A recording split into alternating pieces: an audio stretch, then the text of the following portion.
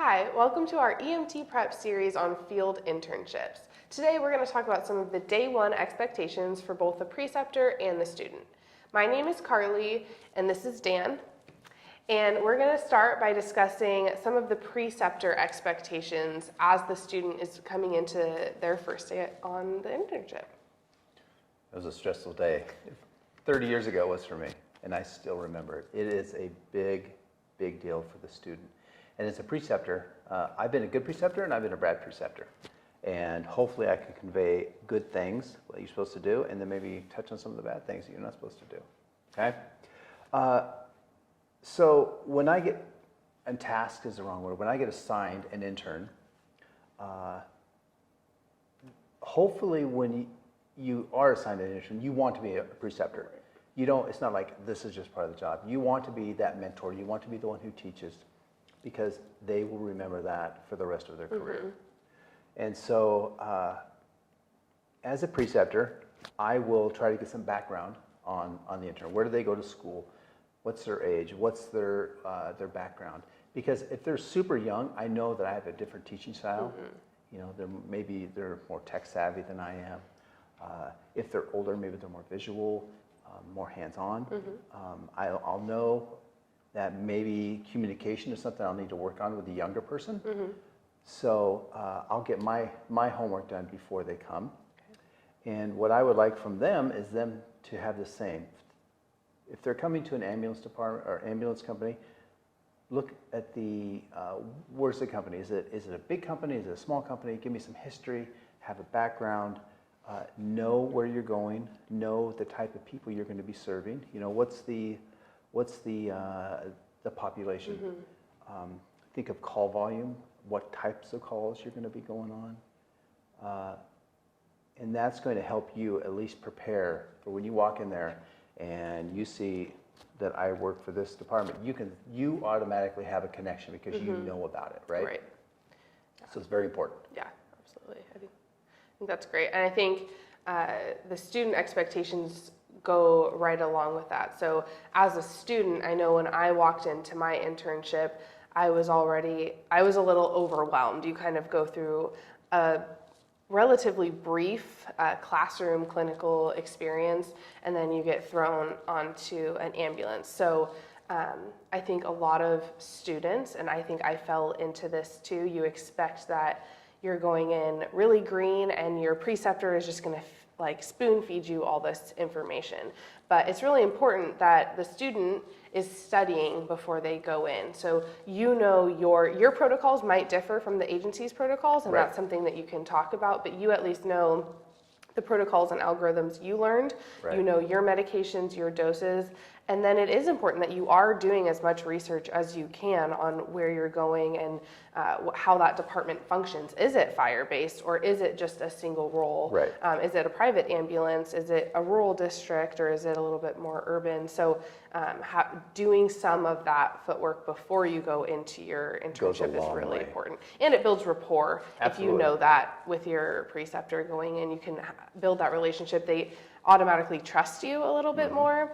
And that building that trust is huge. And you know, when they allow you to take some skills, your internship is short, so the quicker you can build rapport, the better. Right. So if you can go in there with a good thumbs up from your preceptor, it goes a long way. And you got to remember, this is like your first interview. Maybe you want to work with that person. And if you start bad and it just continues bad, you probably won't get a job with that agency. So think of it as your first interview. You walk in there, you want to be well-groomed, nice clothes, nothing wrinkled, whatever the dress code is for that department, looking real good. You want to, when you come on your first day, bring some ice cream, bring some cookies, something that's going to draw them in quick, right? Know the person's name, shake their hand, eye contact. I mean, these seem like basic things. Very important. I mean, I have teenage kids, so I know that I have to remind them eye contact. Yeah, right? Absolutely. So those things are all super important. All that nonverbal communication. Yeah, absolutely. And so as a preceptor, what kinds of things are you expecting or planning on going over with a student on your first day? So first day is I like to kind of have it as a free day because, like you said, they are very green and overwhelmed. It's a big deal. You're riding an ambulance code 3. You're seeing whatever you may see. You know, it may be a real slow day. It may be something that is first time dead person, blood everywhere, poop, all that kind of stuff. So I'm going to give them a little bit of slack and just kind of work it all in. Whatever their comfort level is, we'll try to talk about that to start out with, but I'll definitely take the lead with the patients until we find out how comfortable they are. The next couple days, I mean, they get one free day. After that, they need to come in and start being ready to prep or be with patients. Equipment, there's nothing more embarrassing, and this comes from personal experience, is not knowing where your equipment is. So I will want them to get out a tablet and go through every compartment, every interior compartment, and inventory, so that they know when, hey, can you grab a 4x4? They know which compartment to go to. They are not searching. Yeah, absolutely. And under stress, it's going to be a lot worse. So kits and the compartments, you know where to go. That's really good. Yeah, I think that brings up a really good point for students as well, coming in knowing that that's something that they need to be really proactive about, because there is that first free day, and if it's a really busy, you know, the preceptor is thinking about a lot on top of the student. So making sure that the student is coming in saying, hey, this is something I want to do. So even if your preceptor is busy, hey, do you mind if I go through and look at the ambulance? Can we go through it together? Can I spend some time out here by myself? Do you care if I even take pictures of the compartment so I can go home and look at them and be ready for the next shift? And I think that's another important thing to talk about with your preceptor is, how do I learn? On this first day where I'm watching you, it's really helpful if you just talk me through what you're doing, or it's really helpful if we go back and I do hands-on with that. So how do I learn? What's the best way for us to communicate so that once you trust me, I can start taking over and doing these skills? Exactly. And with that, I mean, with your equipment, maybe the suction unit is a different suction unit than you're used to. And so we'll go through all those things, those high frequency use things, the monitors, the blood pressure cuffs, all that stuff, the glucometers, so that you are familiar with that, so that you can be assigned those little tasks to bring your comfort level up. Yeah, that's good. That's awesome. And that's something that it doesn't end on the first day. It's something that you're constantly familiarizing yourself with, especially because between the first day and the last day, there's some things that you're going to use more than others. So every day is part of the rig check. The student is going through and doing that rig check. And if they have questions, they're asking. And because I have also been there. It's like, I don't know where that is, or I don't know how that works. And in the middle of a code, in the middle of a bad car wreck, that's not a good time to learn how to use a piece of equipment. So making sure you're asking those questions on the front end is pretty crucial.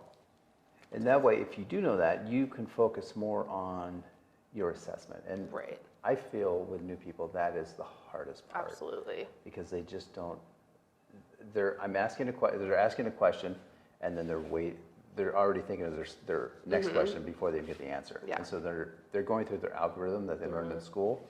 And so I really want it to be just a conversation, especially on the non-critical calls. Just sit down face to face, good communication. Yeah, absolutely. And I always express to them on the first day that even though this is my 30th year in this business, I'll go on a call today. It'll be the first time that person's ever used 911. And so I need to keep that in mind. Even though it's, thousands of calls in, I need to remember this is their first time, their first interaction. And we need to be empathetic, we need to be compassionate, we need to be patient. And sometimes preceptors, they're old and burnt out. I'm there sometimes, right? And so I also expect the student, if they're not getting what they need, because this is their time, this is their time. If they're not getting it, to have that conversation with the preceptor. Respectful conversation, but say, I'm not getting this, and I don't want to bother you, but can we go over this a little bit more? I need some more help with this. It's your time.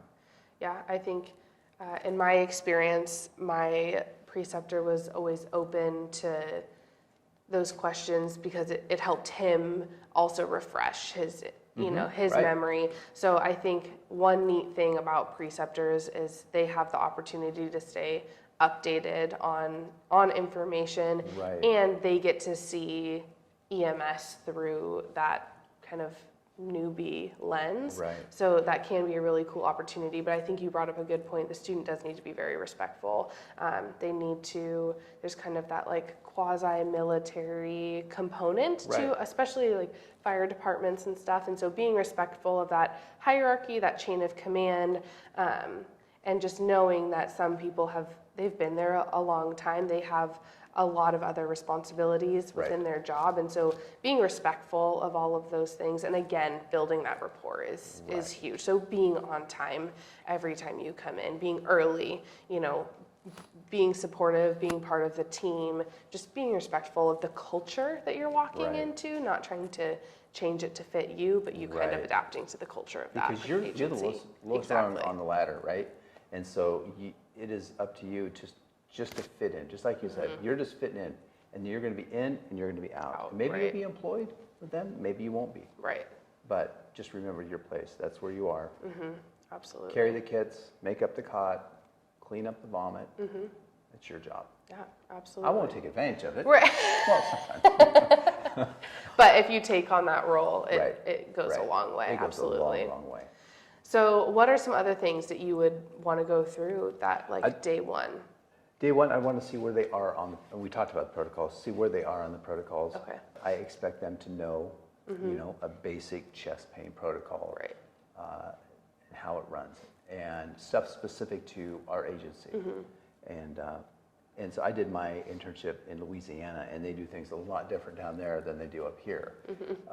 And so I had to learn those.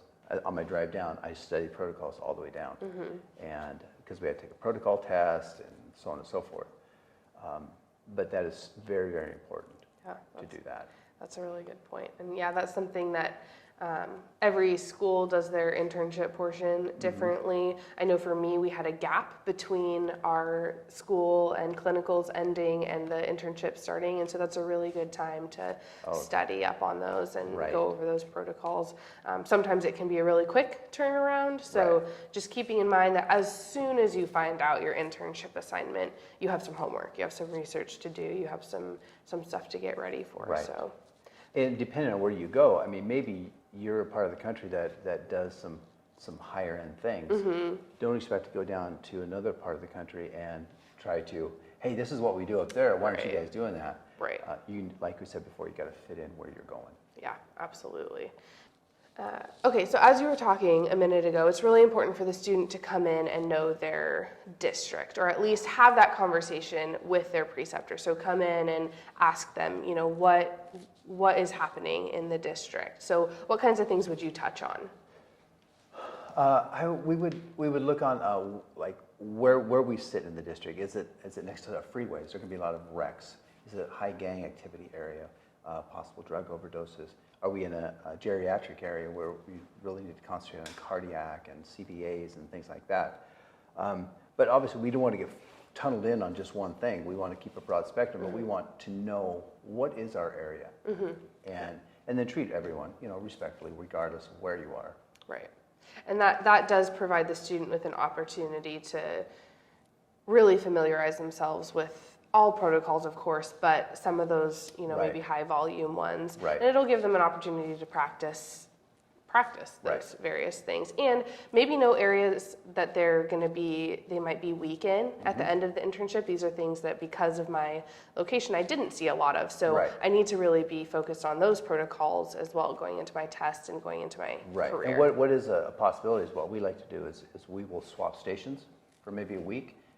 To maybe we'll go to a geriatric area, and so we can cover all those. And so you'll get your trauma, you'll get your falls, you'll get your geriatric, your CVAs, you'll get your mental health stuff, just so we can get a wide variety, and they're well-rounded when they get out. That's awesome.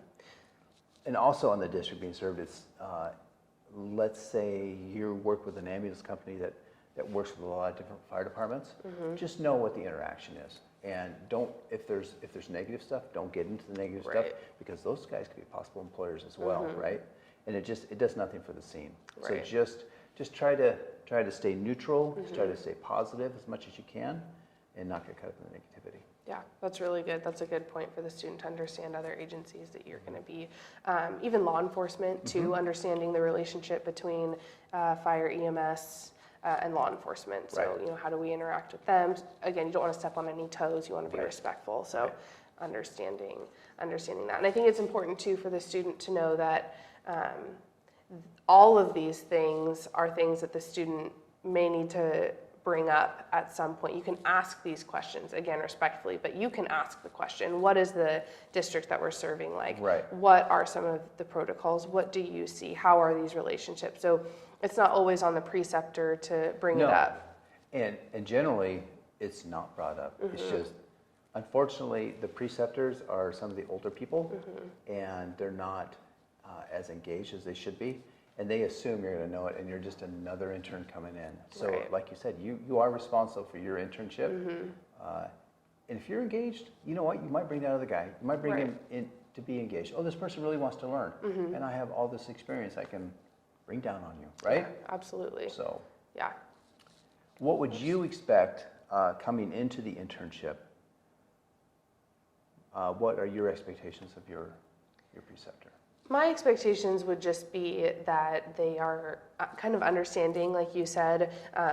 They give me or give the student just a little bit of space to ask those questions, to be new, to be, you know, a little overwhelmed the first day. But I would also hope and expect that my preceptor would eventually hold me to a higher standard. So day one expectations, like you were saying, I just want them to, you know, answer some of my questions, maybe quiz me or test me on some of my protocols, and just allow us to introduce ourselves to one another, and start the foundations for building that relationship. And then as it progresses, you know, I want them to be engaged. I know that there's a really fine balance between being really fun and lenient and, hey, this is your internship, let's have a good time, and being very strict and this is how we do it and this is how you're going to do it, and you know, and so there's kind of that balance. So I would hope that my preceptor would be able to find that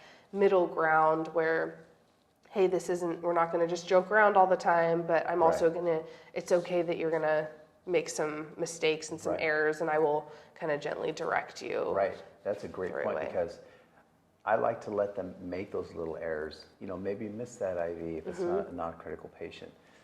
Go down the wrong path for a little bit before you direct back, because that's what they're going to remember. Right. You know, you don't really remember your successes, but you sure remember your failures. Yeah, and I know from experience that's what sticks out is the question that I missed that should have pointed me in the right direction, or the, you know, medication, not error, but thinking the wrong medication, or wanting to, you know, not doing the EKG as early as I should, you know, doing little things like that. Again, non-critical patients, but hey, let's go ahead and take an EKG before we start getting into the aspirin. Like little things like that you start to get prepped, and your preceptor is like, hey, what do you think about this? So just kind of having those conversations, and not without embarrassing the student on scene, but you know, taking control. So I think that the student needs to come in expecting to be a student, expecting to learn, and not be the know-it-all. Right,